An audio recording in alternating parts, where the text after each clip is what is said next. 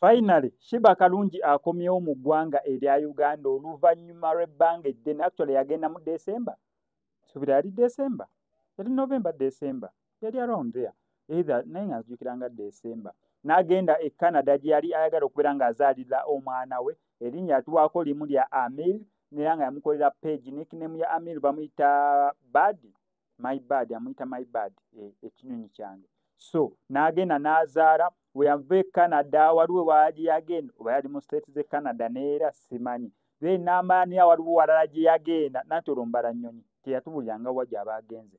Kubanga we yamala okuzaala jamaa n'addamu n'alinnya ennyonyi eyasooka n'addamu n'alinnya ennyonyi endala. Kati buli lwe yalinnyanga ennyonyi nga tulowooza oba agenda kuma mu ggwanga erya Uganda, kumbe akyali mu ka vacation, maternity leave. So finally yakomyewo mu ggwanga erya Uganda omukyala amanyikiddwa nga Samali Shiba Kalungi. Tusuubire ki yagamba mwaka mulamba, omwaka tegunaabeera nga guggwako, either gubulako emyezi ng'etaano oba emyezi 6 okubeera nga guggwako. Yagamba agenda kwewa break ya mwaka mulamba ate nga kitambuza. Omuntu ogamba ngenda kwewa break ya mwaka mulamba nga siri ku pressure, siri ku performance, siri ku ki, siri mu kureleasinga nnyimba.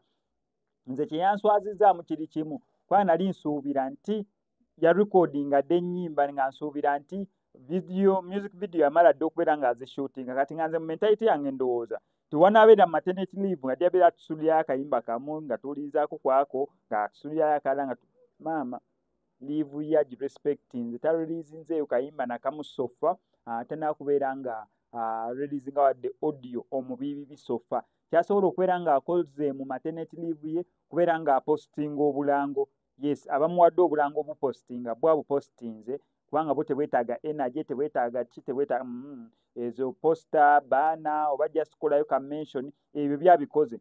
Naye mbu bino jangu performinga ate sooka ojje tusayininga kino ate sooka olugire kino ate.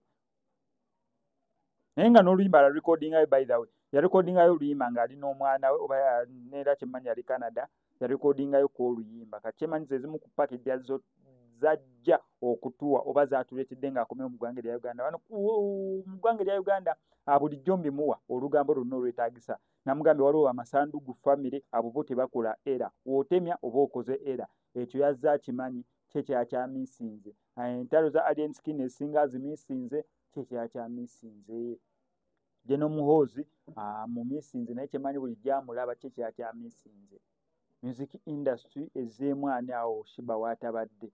Etuleeteddeyo ani nga sirabawaawo bwetuleetedde. So ayinza okubeera nga tewali nnyo kyamisinze. Enkudi yagirekawo kyemmanyi kikyamisinze. Ekiboozi ne Crystal Panda Champanya ebyo abimisinze teyaliiwo by the time byatandikira kubanga byakatandika recently. Kyekyamisinze. Byonna byonna ngenda bikuyitiramu Queen Shiba. Kyolina okukola gusooka okkakkane wansi omale concentrating ebisigadde byonna ngenda beera mbikuyitiramu. Wano ku SMX Media subscribing nga notification bell ebisigadde obitulekere.